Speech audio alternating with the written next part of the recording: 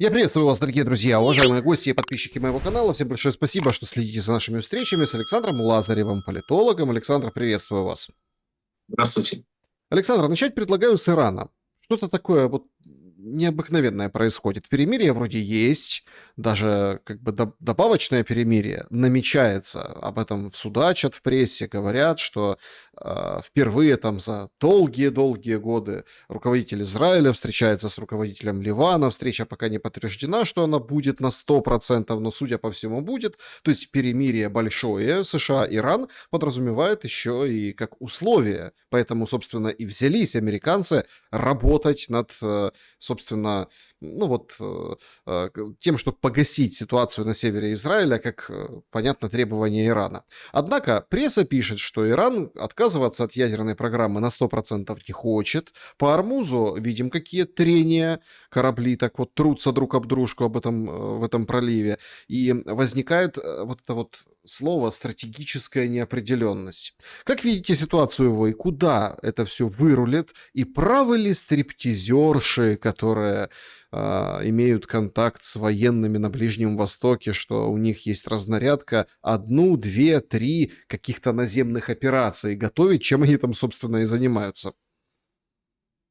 Вы, конечно, загнули, да, про женщин с полупониженной социальной ответственностью.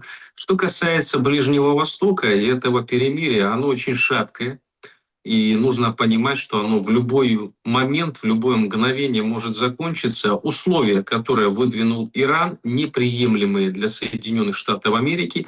И, напротив, условия, которые у Соединенных Штатов Америки выдвигают, также неприемлемы для Ирана. Давайте вспомним, Иран требует. Самые основные пункты – это первое. Вывод американских войск из Ближнего Востока, Персидского залива. Вывод американских военных баз. Передачу полностью контроля над Ормузским проливом для Ирана. И еще один момент – это репарации. То есть, помимо того, что Иран потребовал снятия блокады со стороны МАГАТЭ и Совбеза ООН, он еще и потребовал репарации, вывод американских войск из самого нефтеносного региона в мире. Ну давайте просто на логику подумаем, а могут ли американцы согласиться на такие условия? Конечно, нет.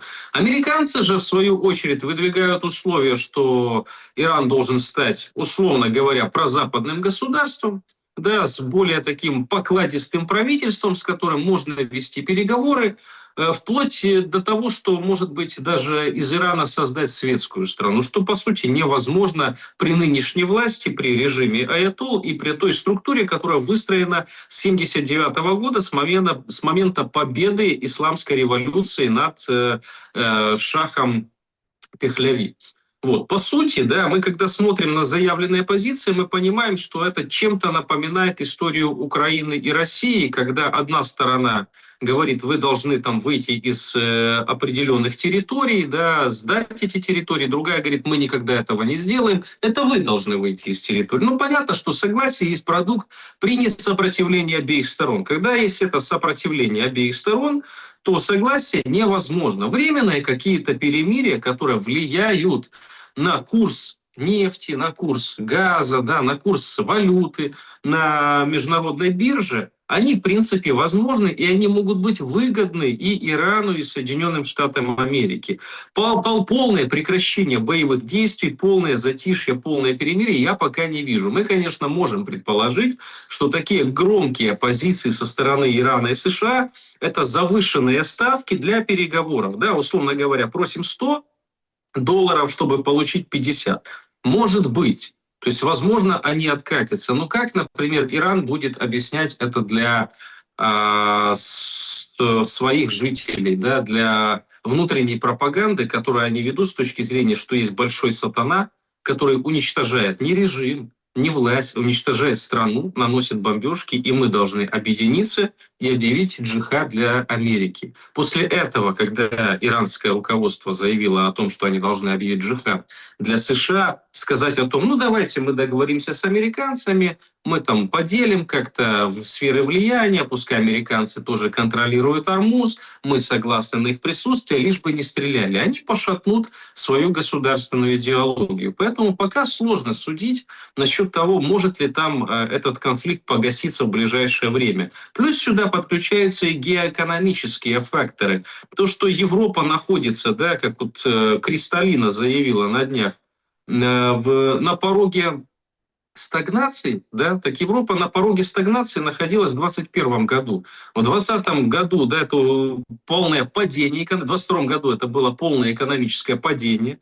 Показатели европейских стран это подтверждают, то есть показатели ВВП и того же именно Международного валютного фонда. То, что дошло до 24-го, а теперь уже до 26-го года, когда, по сути, Европа отказалась от дешевых энергоресурсов, когда европейская промышленность начала бежать с Европейского Союза на территорию Соединенных Штатов Америки, когда Европа находится уже не в структурном, а в системном кризисе, говорить о том, что мы стоим на пороге рецессии, ну, это как будто не видеть проблемы, да. Тут уже у человека ноги погнили, да, ему говорят, у вас там маленькая гангренка может начаться, если вы сейчас не пролечитесь. Здесь только ампутация экономики. То есть, по сути, они довели ситуацию до края. Для Трампа эта ситуация очень выгодная. И брать здесь и сейчас, прекращать боевые действия, которые еще больше забивают крышку гроба над европейской экономикой, ему тоже невыгодно. Но есть и риски политические внутри Соединенных Штатов Америки, да, потому что цены повышаются не только в Европейском Союзе, они повышаются по всему миру.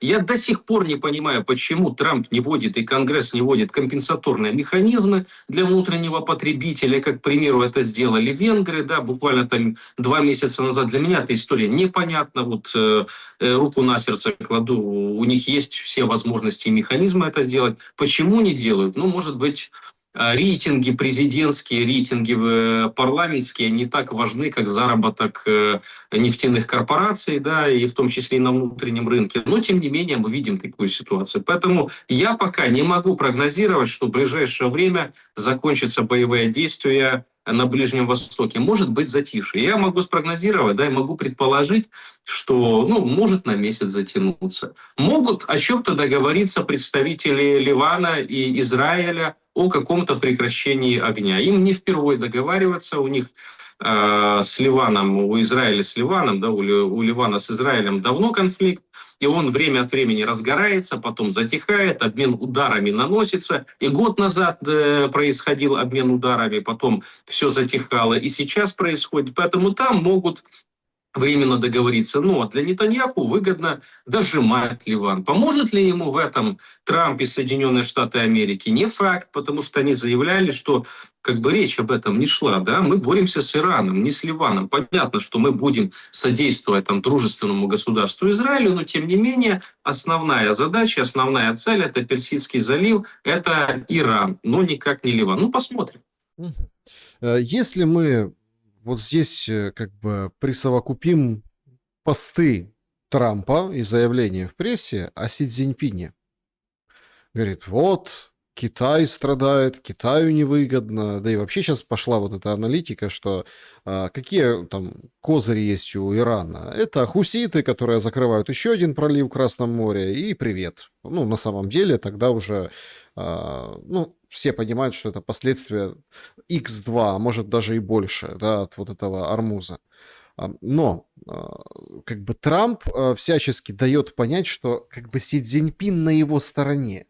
Вот эту как игру понять можно, риторику, но как наложить это на практический тайминг перемирия, завершения войны, которая не будет долгой, нам об этом говорят американцы, и рынки от этого радуются. S&P впервые 7000 пунктов, ничего себе, ну вот показатель закрылся прошлую сессию. Это что-то несусветное, это прям все выдохнули наконец-то, и кажется, что в момент этой передышки нет, скажем так, цели, и не будет уже опять резкого падения после такого-то роста на американском фондовом рынке, где играет Трамп, и все скажем так, товарищи. Но тут возникает же другой момент. Это встреча Си Цзиньпина и Трампа, и вот как бы до этой встречи должно все как бы завершиться и понятно стать. Но то, что вы изложили выше, ну тут правда ни конца, ни краю. Вот так вот, если так вдуматься в какие-то, в этот набор противоречий, правда, это гораздо дольше, чем на месяц. А ровно через месяц, чуть меньше, анонсирована возможная встреча лидеров Китая и США. Ну, насчет встречи лидеров Китая и США, тут еще нужно добавить, что будет встреча еще лидера России и лидера Китая, потому что было на днях объявлено, что в мае Путин посетит Пекин и встретится с Си Цзиньпином. Ну, намечается довольно-таки серьезный разговор, судя по тому, какие люди съезжаются в Пекин, да, и все едут к Си Цзиньпину, а нужно отдать должное, что Китай сейчас первая экономика в мире, как бы это там кому-то нравилось или не нравилось, Соединенные Штаты Америки в экономике надстройки, да, то есть, по сути, не в реальном секторе, а в виртуальном секторе до сих пор, конечно, еще ведут, потому что не китайская валюта является международной, а все-таки американская валюта. Эти расчеты проводятся, они влияют на рынки, они контролируют, они записывают ВВП себе суммы переводов, они имеют доступ к Федеральной резервной системе, которая может эмиссию делать, да, может печатать деньги и раздавать их, тем самым удешевлять, вот, либо потом, наоборот, прекращать печать и удорожать эти деньги, создавая кризисы. То есть еще такой механизм у американцев есть. Но с точки зрения реального сектора экономики, вот, с точки зрения промышленного потенциала, развития технологий, шестого технологического уклада, робототехники, искусственного интеллекта, да, биотехнологий и других, Китай сейчас впереди планеты всей. Я когда смотрю новости и читаю там новости технологические с Китая, я вижу, что у них дронами доставляется еда по заказу, вижу, что у них постоянно беспилотные такси, вижу, что у них дома и мосты строятся за сутки. Казалось бы, для нас, для постсоветского человека, это невообразимо. Потому что у нас мосты некоторые в столице строятся по 20-30 лет и никак достроиться не могут. А китайцы за сутки строят. То есть, по сути, мы понимаем, где будущее шестого технологического уклада. Кто номер один. Дальше к нему приезжают лидеры крупнейших и мощнейших государств. То есть, по сути, когда мы говорим о геополитических игроках, мы можем определить три основных и несколько вспомогательных. То есть это Си Цзиньпин, это Трамп, это Путин, основные геополитические игроки. Ну и вспомогательно, это можно Моди туда приписать, да, представителей глобального юга и некоторых представителей стран Персидского залива до недавно, потому что они показали, что с точки зрения финансового роста, финансовых возможностей, экономического роста, они, конечно, впереди планеты всей. Но они не могут защитить свои активы. А международный бизнес, международная экономика, геополитика, она выстроена таким образом, что если ты не можешь защитить свои активы, то считай, ты ними не владеешь, потому что любой может прийти, их отнять, либо разбомбить, как это происходит, например, с Объединенными Арабскими Эмиратами и Саудовской Аравией. Заметьте, как риторика Трампа поменялась в сторону, к примеру, того же Мухаммада бен Салмана, кронпринца Саудовской Аравии. Как раньше Трамп почтительно к нему относился. Если вы вспомните его первую каденцию, Трамп первый международный визит совершил в Саудовскую Аравию, подписал там на сотни миллиардов долларов контракты. И вот он соблюдал все правила этикета и приличия поведения с королевской особой. А сейчас он говорит, что Бен Салман может его поцеловать в задницу. То есть такая риторика, она тоже неспроста и не из-за того, что Трамп одурел, а из-за того, что он понимает реальные возможности Саудовской Аравии, что кроме как финансов у них больше ничего нет. У них нет даже оружия собственной защиты, поэтому их могут умножить на ноль. Это факт, это правда. Поэтому, когда мы говорим о том, кто сейчас занимается строительством нового миропорядка, выделяется несколько фамилий. И все эти фамилии в скором времени встретятся в Пекине. Не знаю, встретятся ли они на троих. Возможно, и такая встреча тоже будет. Рано или поздно она произойдет. Она несколько раз анонсировалась, ее обсуждали. Китайцы говорили, что было бы неплохо организовать такую встречу, потому что именно эти страны делят геополитическое влияние как на суперконтиненте, так, в принципе, во всем мире. И эта встреча должна произойти. Сам факт в том, что Трамп переносил встречу с Си Цзиньпином, да, из-за конфликта в Иране, ну, тут очевидные, понятные вещи. Человеку действительно нужно было более стабильные позиции в переговорах с Китаем. Он Слушайте, прекрасно... а может вообще Иран сбоку припеку? Может, тут, смотрите, какая история. Тут же не то, что сбоку припеку, понятно, что это очень важная история, которая там... Тут я о чем говорю? Что не обязательно до 15 числа все и закончится, Не возвращаясь обязательно. к вопросу. То есть он там спокойно будет в режимах перемирия или обстрелов, или вот этих, ну, всех вещах, как бы себе заниматься в Иране. И на этом фоне будет эта встреча. Может, и война в Иране начата, ровно потому, что планировалось, что в апреле Трамп приедет в Пекин, и они поговорят с Си Цзиньпином, а все вывернулось навстречу на троих, и война нужна Трампу для встречи на троих. Ну, чтобы яркую победу изобразить уже не только там над Си Цзиньпином, ну, или, там, или во время встречи, ну, после встречи с Си Цзиньпином, а прям втроем как бы выйти и, ну, потому что он закончил, конечно, 8 войн, 9 на подходе, я имею в виду Трампа, по его заявлениям. Но а представляете втроем, сколько они могут закончить войн? То есть это же прям очень классный повод. И чтобы что-то закончить, надо что-то начать. Поэтому встреча на троих, если там карты сойдутся, звезды сойдутся и карты правильно лягут, то это прям очень хороший повод перевернуть положение вещей. Ну, они втроем могут действительно закончить все войны, да, вот любые войны, вот, три этих лидера могут закончить. И могут начать одну последнюю для всего мира. Это тоже как бы в их возможностях, да, у них есть такой функционал и такая опция.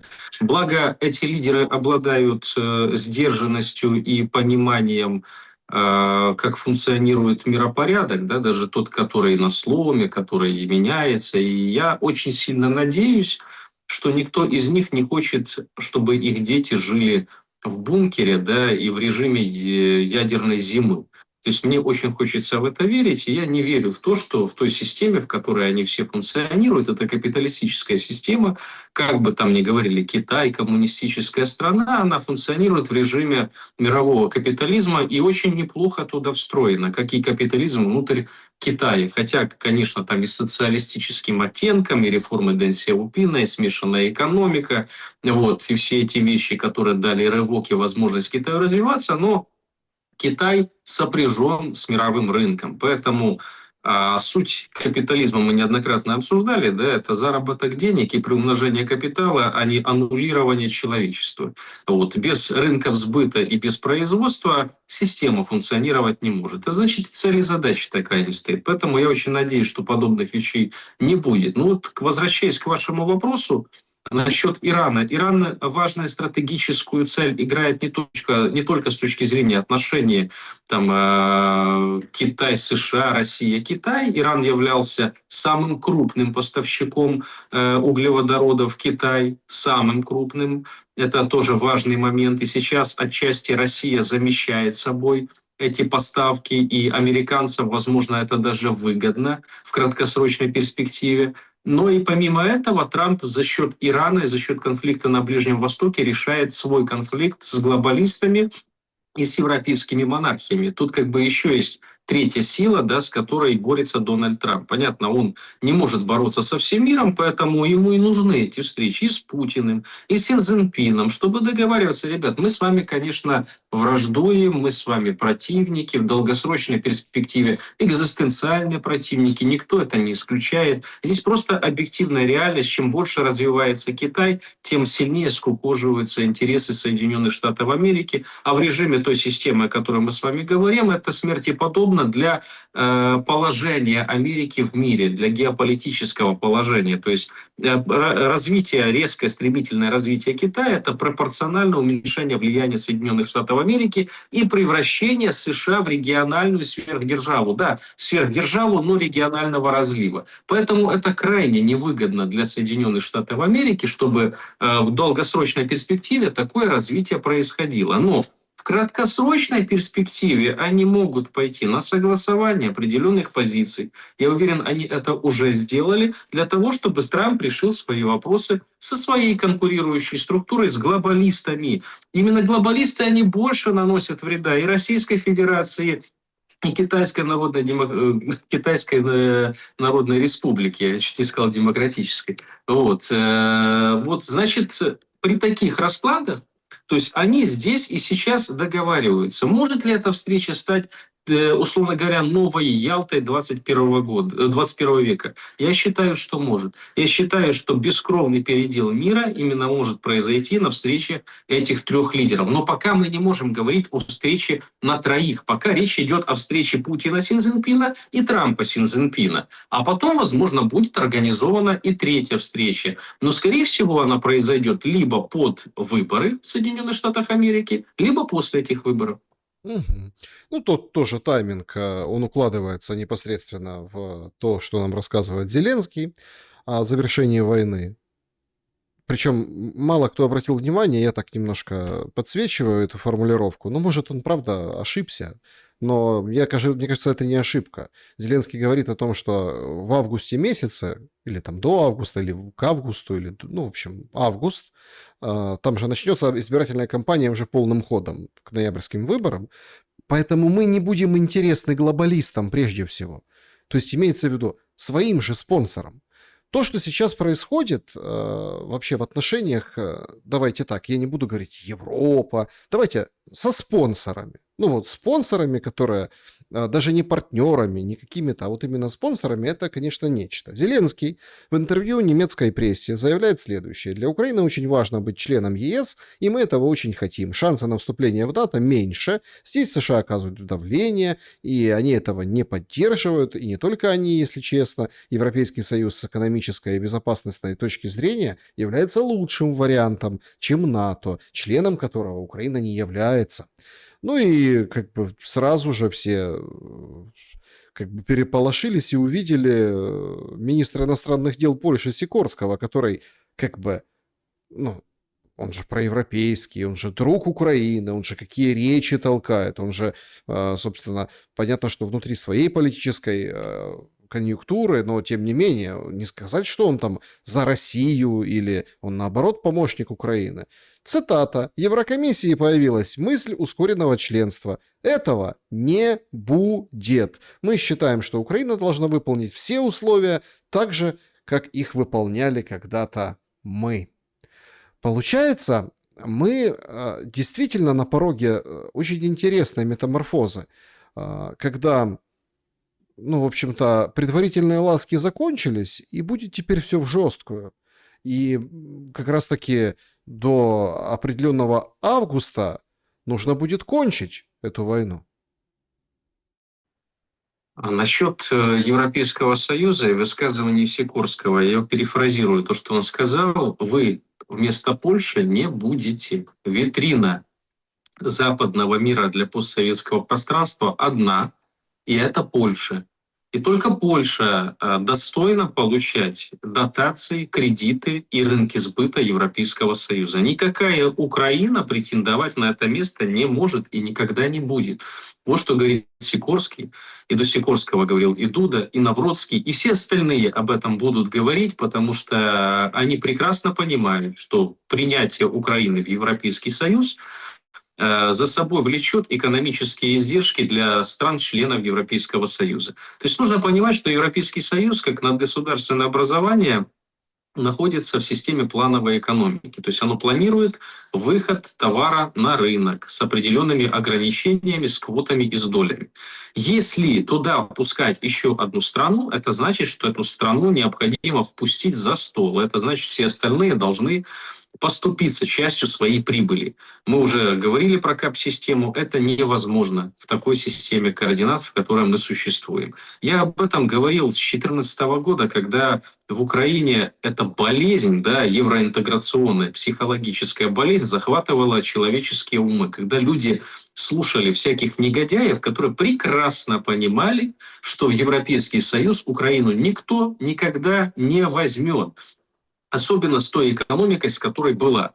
Вот. А теперь тем более, потому что уже не то, что экономика там разрушена, да, и мы конкуренции никакой не составляем. Мы конкуренции не составляем сейчас. Мы теперь составляем конкуренции за дотации, потому что необходимо инфраструктуру отстраивать, необходимо деньги вливать. Европейский Союз находится в системном экономическом кризисе, поэтому никакой евроинтеграции быть не может с точки зрения целесообразности.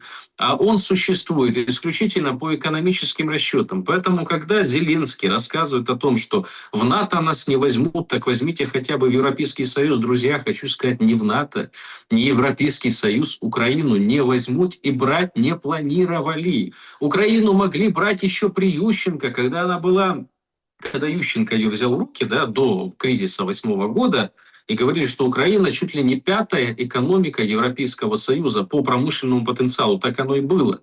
Потому что промышленный потенциал, высокотехнологический продукт, там, добыча, переработка, закрытые циклы, все это было в Украине. Ющенко начал системно уничтожать это все. Потом кризис добил. Потом пришел Майдан и а-ля улю, бежим в Европу. Побежали. Дали без виз, хотя виза стоила 50 евро или 30 в зависимости от того, через какую страну, да, и кому ее дают. Вот. Но это было подано, как будто мы достигли. В итоге Европейский Союз ввел ограничительные меры на украинскую экономику. То есть мы получили квоты на европейский рынок. Эти квоты заканчивались за первых 3 месяца. Это открытая информация в Минфине, можно на сайте, Минэкономики на сайте это все можно посмотреть и прочитать. За все годы публикуется, куда и что и как Украина поставляла. Дальше, какой продукт мы поставляли? С повышенной добавочной стоимостью? Конечно, нет. Сельскохозяйственная продукция и сырье – это единственное, что требовалось. И то в ограниченном количестве. А напротив, нам запретили торговать с естественными рынками под политическим лозунгом, да, что там Россия, там совок, там вот этот, как его, таежный союз, это очень плохо, с ними нельзя иметь дел. И все, да, мы же хотим в Европу, мы хотим торговать с Германией, мы хотим ездить на Мерседесе, а не москвиче, дорогие друзья. В итоге на чем ездим? Давайте подумаем. Ни на том, ни на другом не ездим. Да? На велосипеде. Украина, которую Зеленский доламывает систематически с его этого ролика, и он его перенес в жизнь. Поэтому, когда сейчас опять эту дичь, я по-другому не назову, он пытается продавать украинскому народу, я хочу сказать людям, прошло с 2014 года уже 12 лет. Ну, посмотрите, где мы были и где мы сейчас находимся. Я не в смысле, что такой прекрасный Янукович, Азаров, там все. Хотя, если экономические показатели взять Януковича, Азарова и Порошенко, Зеленского, то действительно те товарищи прекрасные, а эти ничтожные по сравнению в экономике. Но я даже не в этом. Просто посмотрите на свой уровень жизни. Посмотрите, что с вашими перспективами, что с перспективами ваших детей. На ваши рабочие места. Уже по 1000 евро все получили зарплаты или 1,5, а по 1000 пенсии. Что у вас с коммуналкой, да? С покупательской способностью, с бедностью, с миграцией, война, с территориями, что? Это евроинтеграция, и они все равно видят, я думаю, по закрытым социологическим опросам, что есть та часть людей, которая не хочет признать свою ошибку, которая готова лоб разбить и говорит, не, мы будем, так сказать, это самое, да не сдамся, да, мы будем до конца стоять и будем идти в Европейский Союз, пускай голые боссы, пускай не тушкой так чучелом, но мы туда войдем. Не войдете, друзья. Но не нужны вы Европейскому Союзу. И в НАТО тоже не войдете. Уже Столтенберг сказал, что через 10 лет НАТО не будет. Возможно, его не будет. Вот возможно тогда и примут Украину в НАТО, когда НАТО не будет. Мне кажется, что вот на практике, на своих собственных ошибках, как говорится, да, мудрый-то на чужих ошибках, дурак на своих, или не дурак, умный на своих, а дурак не на чьих. Ну давайте дураками не будем.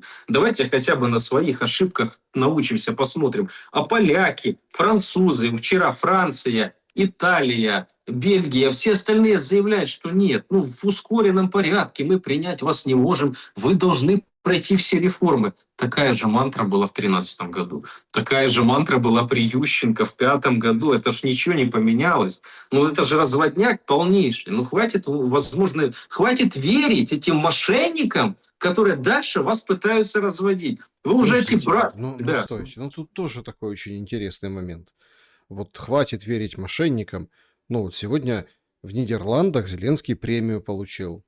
4 свободы называется. 4. Понимаете? Причем, когда в Украине, ну так можно список разных свобод составить, но если наберется всего 4, ну и то, мне кажется, уже не факт, что наберется. Понимаете? И 4 свободы. они его встречают, они его жалуют, аплодисменты. И не просто Зеленский, а Зеленский и украинский народ. Вот в чем цинизм. Ладно, там Зеленскому премию дали. Мы с вами обсудили, сказали, а это типа как бы украинский народ наградили, понимаете? То есть я вот все фокусируются на Зеленском, а давайте на украинском народе сфокусируемся. Вот сегодня украинский народ награжден премией «4 свободы». А может он обернуться, посчитать, сколько этих свобод у него? Ну, мне кажется, 4 не наберется. Вот в английском языке есть два определения свободы. Есть freedom, да, и есть liberty. Свобода для чего-то и свобода от всего. Так вот, Украина после Майдана выбрала свободу от всего.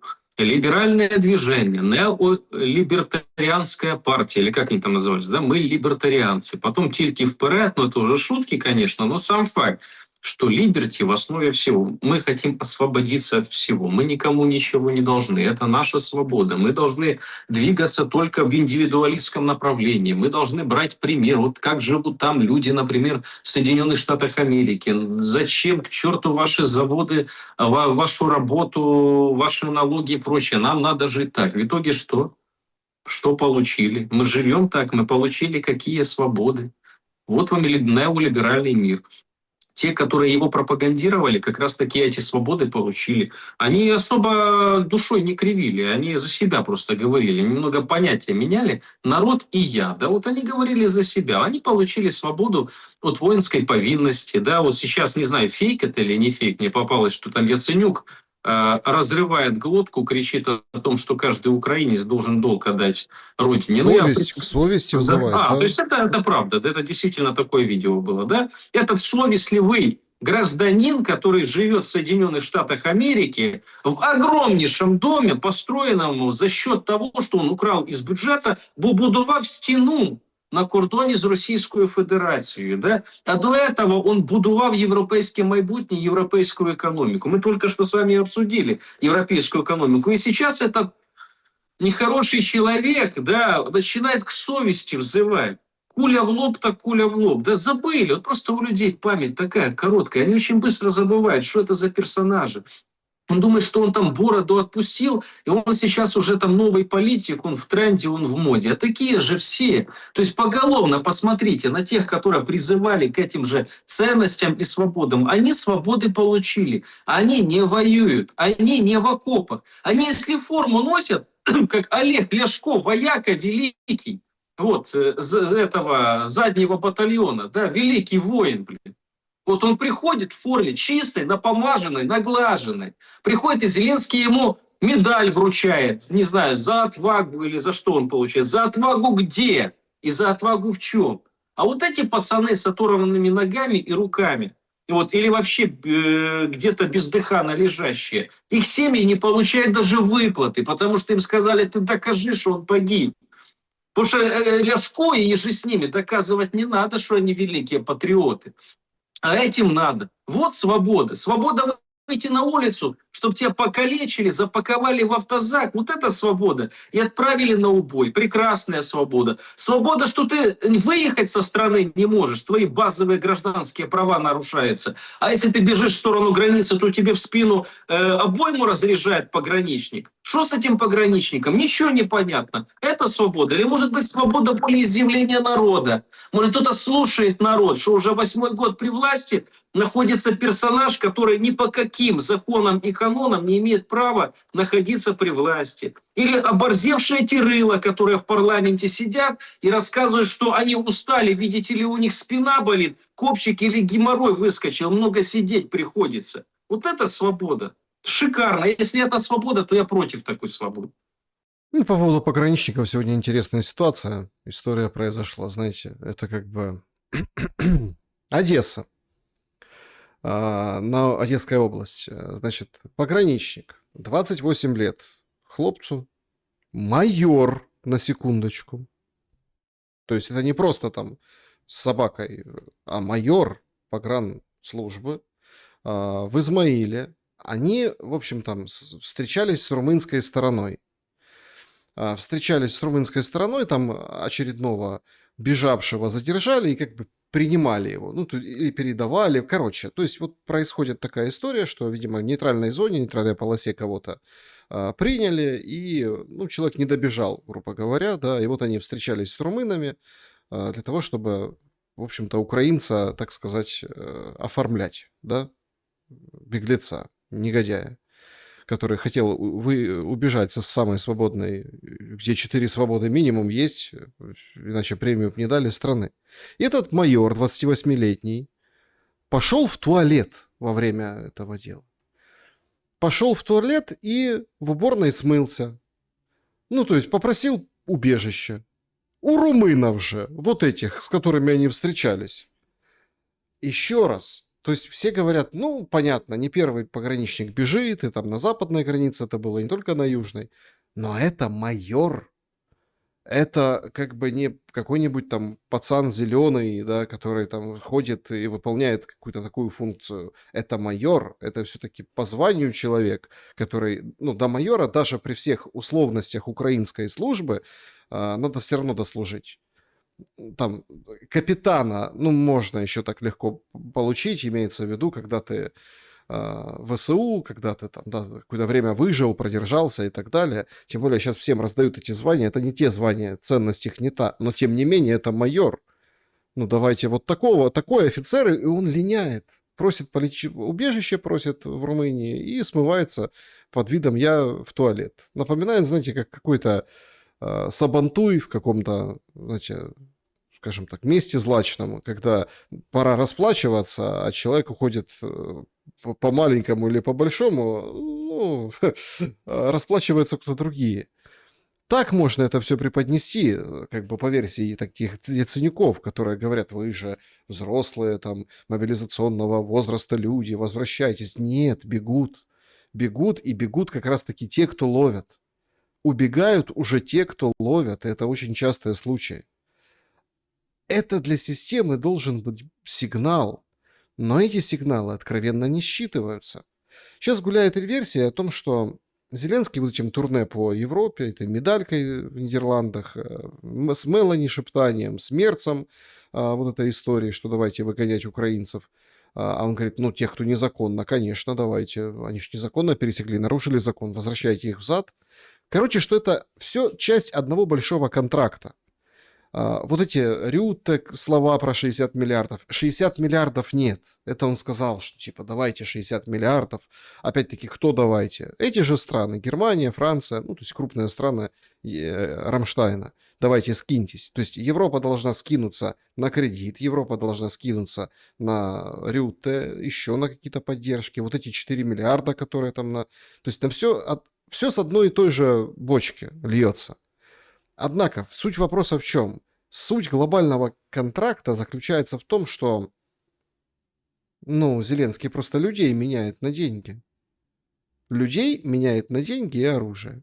И нас очень скоро ждут, ну, может, не снижение мобилизационного возраста, но тотальный отлов всех и вся, расширение списков для женщин, соответственно, это будет так подаваться, мобилизация женщин, короче, всех возрастов, полов и так далее. То есть будут забирать всех, кого можно, потому что Зеленский это пообещал взамен вот этой поддержки, весенней европейской поддержки, которую получил в рамках своего тура.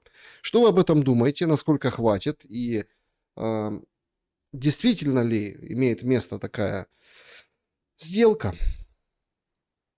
Я думаю, что она имеет место, и она давно планировалась, давно обсуждалась, и механизмы вырабатывались не первый год. Как украинцев возвращать?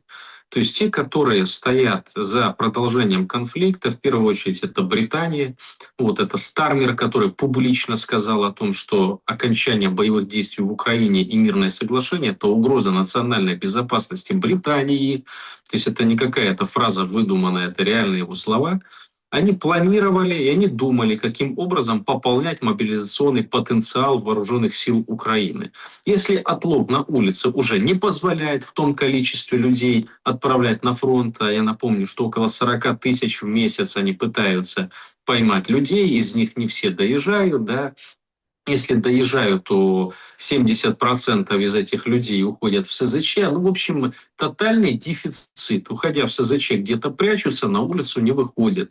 Вот. Они думают, каким образом им воздействовать на украинское население. Внутри страны они придумали, что будут блокировать счета, будут отымать имущество, будут запрещать там водить автомобиль, вводить какие-то ограничения, санкций против населения, против тех, которые в СЗЧ ушли, либо уклонистами являются с точки зрения этого государства и Зеленского, да, с его окружением. Ну и, конечно же, необходимо что-то делать с теми пацанами, да, мужиками, которые убежали за границу, которые решили спасти свою жизнь. Раз призывы этих напомаженных горе-патриотов не работают на українських мужчин, да, которые говорят, ти маєш, тому що через 20 років ти якось будеш дивитися в очі своїм дітям, а якщо ти втік, як ти будеш дивитися? Так вот, если ты убежал, да, то ты как-то еще будешь смотреть в глаза детям. А если тебя поймают эти людоловы, то не факт, что ты вообще этих детей иметь будешь, если у тебя их еще нет. А если есть, то не факт, что ты будешь смотреть им в глаза. Возможно, они будут смотреть тебе в глаза на фотографии на гранитной плите. Вот, особенно то, как сейчас это все происходит. Поэтому эти призывы не действуют. Все эти нафталиновые яценюки и прочие негодяи, которые за границей пытаются к совести взывать. Вот я хочу спросить, его дети где? На фронте? Дети Кличка на фронте? Дети Порошенко? Там пацаны взрослые. Взрослые. Одному лет 40 уже, да, другому сколько там, 25, не помню сколько ему, да. Ну, в общем, они все могут защищать и боронити неньку Украину. Дети министров, депутатов, они все на фронте. Так вот они вспоминают там Советский Союз, да, очень плохо, какой злой, плохой Сталин был. Так у Сталина 2 сына воевали, один в плен попал, и он его не поменял даже. Он сказал, что солдатов на генералов не меняют. В украинской элите сейчас такое есть. Все их дети за границей находятся. Более того, не только дети. Отставные все вот эти негодяи, они все уезжают за границу. Недавно мне видео тоже попалось. Резников, то ли в Израиле, то ли еще где-то, с трибуны кричит «Слава Украине!». Я чуть чаем не подавился. Думаю, нифига себе всплыло чучело. Ты обокрал украинскую армию, на тебя уголовные дела завели, ты эти яйца толкал, ты на куртках воровал, ты бронежилеты липовые толкал, тебя списали, ты сбежал, и ты вышел, говорит, слава Украине. Ты что, вообще? Ну вот я хочу людям сказать, ребята, посмотрите, там же клейма нет где ставить. Ни на Резникове, ни на Миндичах, ни на Цукерманах, ни на Зеленском, ни на Яценюке. Вот патриоты, патриоты Украины. И вот они выступают и рассказывают. Я когда это смотрю, меня просто эмоция захлестывает. Резников. Поэтому, Александр, честно говоря, ну, какой-то очень эмоциональный эфир у нас получается. Ну, темы вы такие поднимаете, на которые я спокойно реагировать не могу, потому что, ну, они уничтожают полностью народ Украины. И в этом нет никакого страшного заговора, масонов, еще кого-то. В этом есть конченая элита, именно конченая, по-другому ее не назову, которая за похлебку, да, за похлебку с черной икрой, где-то желательно в Монако, готова под нож пустить собственное население, которое поверило им. Я к населению, у меня претензий нет. Многие говорят, мои друзья, коллеги, вот, Сань, да посмотри, да люди избрали. Ну, так я, честно говоря, да, я не голосовал за Зеленского и за Порошенко. Я против всех проголосовал, вот, зная эту кухню. Но сам факт в том, что то, что рассказывал Зеленский, да, для украинского населения, Но это ж не то, что он сейчас делает. Это же совсем противоположная вещь. И все эти персонажи, которых он назначал, там тоже совсем другие лозунги были и совсем другие порядки. И они полностью расходятся с тем, что есть сейчас. Поэтому народ одурачили. Но я еще веру не теряю в человечество. Да? Я пытаюсь, особенно в украинский народ, я пытаюсь верить в то, что это, может быть, станет прививкой на будущее. Может, вот эта болезнь, которую мы получили, все-таки поможет организму получить тот иммунитет, чтобы в будущем опять вот так вот твердолобо не верить всяким негодяям. Ну, Александр, понимаете, тут же тоже такой момент. Тут возникает же очень важная такая дилемма, да, метафизический какой-то прям, диалектический, скажем так, спор. Так нужно все закончить, а потом разбираться. Или надо разобраться, а потом уже все закончить. Но оно не заканчивается. И это как бы музыка, видите, как она может длиться вечно. Сегодня Умеров, я поражаюсь от этого цинизма. Умеров — это начальник переговорщиков, ну, которых отправлял и гонял. Все забыли уже, а он их гонял там по Майами, туда, там, Абу-Даби, вот это вот все.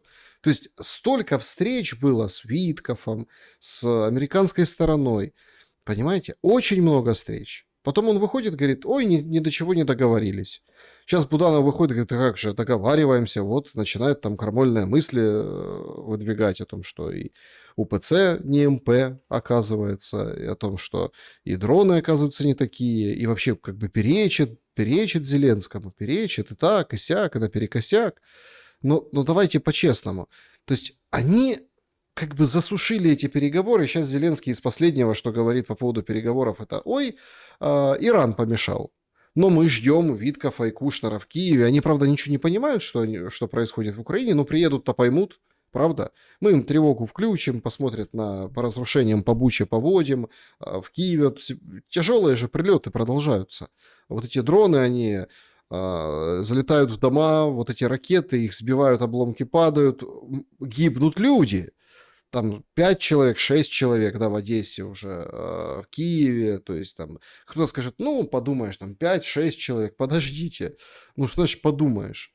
То есть это, вот, понимаете, такое ощущение, что закончился цикл, как нам рассказывали о том, какие у нас ПВОшники вот такие вот классные. То есть у нас погибших людей, да, скажем так, соизмеримо с пропущенными целями. И это говорит нам о классе ПВО. Ну, то есть, это, еще раз, это сравнение не инженерное, это эмоциональное сравнение. Ну, то есть, люди гибнут у себя в домах, потому что то ракета не туда прилетела ПВОшная, то подавили рэбом, то сбили, подбили, то еще что-то случилось. Но все говорят, ну, понятно, Россия виновата, она же стреляет. Хотя есть такие места, которые поразили, потом дымит на весь Киев, и все в шоке от того, как красиво светится логотип Макдональдс на дыму неимоверного пожара. Я хочу, чтобы вы, ну, как бы, помогли разобраться в этой дилемме. Вот надо заканчивать, а потом разбираться с Зеленскими, Миндичами. А тут же тоже сейчас опасно. Вот вы говорите, Цукерманы, Миндичи, вот это все, да, наказывать. Резников, он же тоже из этих, понимаете. Нельзя критиковать. Открыл рот, могут до 8 лет впаять. Антисемитизм. Что значит? А что делать, если они вот такие? Ну, что они этой национальности? Что делать, если они тырят деньги на русском, а всем остальным по-русски запрещают говорить? И тут народ вольно-невольно, глядя на улицы, понимает, что ну, это какая-то такая внутренняя оккупация. Ее до войны или во время надо преодолевать? Как вы смотрите, как политолог? Я считаю, что сначала нужно заканчивать войну, а потом разбираться с теми, кто виноват и кто прав. Но войну закончить со сменой власти на Буданова, да, либо еще на какого-то человека, представителя партии войны, не получится. Потому что эти люди, они заточены под систему, которая сейчас выстроена. Такая же история будет, неважно, это будет Залужный, Буданов, Белецкий, еще кто-то. С окружения Зеленского это будет, не с окружения Зеленского. То есть, по сути, мы понимаем, что все, кто так или иначе приложили свою руку к к этому режиму, к власти Зеленскому, они ничем не будут отличаться. Даже если они 1000 раз сейчас переобуются, перекрестятся и сходят в церковь, украинскую православную церковь, да, поставят свечку и скажут: ох, Боже, мы неправы, мы каемся. На самом деле каяться они не умеют и не могут. Это первый момент, с этим надо заканчивать. Второй момент. Сейчас действительно очень большой есть риск глупого антисемитизма в Украине. Я это замечаю, и Зеленский эту историю подогревает, не знаю, специально, не специально, но это есть. Я хочу сказать, что подобная история была и в Рейхе, пытались объяснить проблемы, вот проблемы Германии, немецкого народа тем, что плохие евреи, вот, и необходимо как-то с этим бороться, и вот есть проблема. Друзья, я хочу всем объяснить. Я наполовину украинец, наполовину русский, есть у меня польские, болгарские корни. Суть не в этом. Суть в том, что будь у меня еврейские, будь у меня арабские корни, будь еще какие-либо, это не делает из меня хорошего или плохого человека. В Украине сколько негодяев есть, которые являются щирыми и честными украинцами, которые обдирают свой народ, гонят их на убой. Вы думаете, что те, которые работают в ТЦК, это евреи? Или все в правительстве евреи? Или олигархи, которые руководят Зеленским, они что, тоже евреи? Нет, конечно. Среди них есть и татары, и русские, и с польскими корнями, и с другими. Человека определяет не национальность. Очень большая ошибка судить по национальности, по цвету кожи, по вероисповеданию, по религии, по другим, по языку и по другим признакам человека. Человека определяет его поступки. Я делю всегда людей на две части. Либо он человек, либо он негодяй, недостоин носить имя человеческое. Для меня есть только две национальности. Дальше неважно. Поэтому я считаю, очень большой риск, и это очень большая проблема, что люди пытаются очень просто объяснить свои беды и проблемы. А это все масоны, это все евреи, это еще кто-то. Так нельзя. Это очень глупо и неправильно. Среди каждой нации есть очень хорошие, честные, правильные люди, и есть плохие негодяи. Ни цвет кожи и ни вероисповедание, ни принадлежность мамы, папы не решает это. Никого с детства как-то не учат относиться к другим плохо и хорошо. Это все ложь и неправда. Мы в истории проходили много кровавых наветов. Гитлер не был евреем, но сколько он людей уничтожил, и славян, и евреев, и других. Посмотрите на тех, например, кто там на Ближнем Востоке, в той же Сирии, даже в Африке, в Сомали, сколько негодяев. У них другая национальность. Абреки, которые бегают, уничтожают людей. Сколько Соединенные Штаты Америки сделали горе, сколько другие страны. Это не национальность, это просто отсутствие человечности в элитах. В этом вся проблема. И мне кажется, что людям нужно определить, что есть элиты, которые недостойны занимать свое место. В данном случае, будь то Зеленский, или Ющенко, или Яценюк, или Технебок, или Ляшко, или Ахметов, или Пинчук, или Коломойский. Все они имеют совсем разное происхождение. Но их объединяет всех одно. Это ненависть к собственному народу. Это желание заработать сверхприбыль, неважно на каких условиях. В этом проблема. Ну, понимаете, в чем дело? Времена-то жесткие. Я с вами согласен, что обиду от поражения, обиду от разрухи, обиду от потери будут сливать. Будут сливать на ухилянтов, ну, мол, вернутся бойцы-то с фронта и скажут: а что ж ты не воевал там курьеру, таксисту, ну, короче, вот этим всем людям, там, да, а я там работал, ах ты, там такой-сякой, а ты за границей? О, все. Ну, то есть, и начнется. То есть, это будут сливать. Претензии, чтобы у людей были друг к другу, а не к власти. К Некрезникову, который будет кричать «Слава Украине», а люди будут морды бить друг другу. Я вот согласен с вами полностью. Это могут быть и евреи тоже. Легко. Ну, то есть, особенно если, допустим, мы зайдем, у Умерова же там как 3 сценария подчиненные выдали. Это война до 28 года, заморозка, перемирие и продолжение войны. А в 28 году еще там с НАТО вступает. Да, то есть гибридно, полугибридно, хотя все уже открыто и сейчас есть из того плана, который представили у Умерова. Ну, вот такие 3 варианта. И понятное дело, что нужно будет куда-то сливать этот негатив, да, там евреи, ухилянты и все остальное. Меня вот интересует другой момент. Вот завершить наш сегодняшний момент, эфир я хотел бы вот этим. Вы так обмолвились, что память у людей плохая. Слушайте, а правда плохая. Сегодня 16 апреля, день, когда убили Бузину. Олесь Бузина, журналист, публицист, историк, автор многих книг. Убили, и, в общем, убийцы не наказаны. Мать боролась до последних дней. Мать Олеся Бузины, да, за правосудие, ходила по судам, в общем, участвовала везде, публично это все. Война как бы еще большую тень набросила на этот весь процесс. Война имеется в виду с 22 года. Ну, вот 11 лет прошло. А люди вот так вот как-то оборачиваются, удивляются, слушайте. Одни говорят, о, ну это уже далеко, это все. А другие говорят, подождите, что всего 11 лет? А такое ощущение, да, что там 100 лет прошло, столько всего случилось. В том числе из книжек Бузины, из его публичных выступлений с украинцами и с Украиной.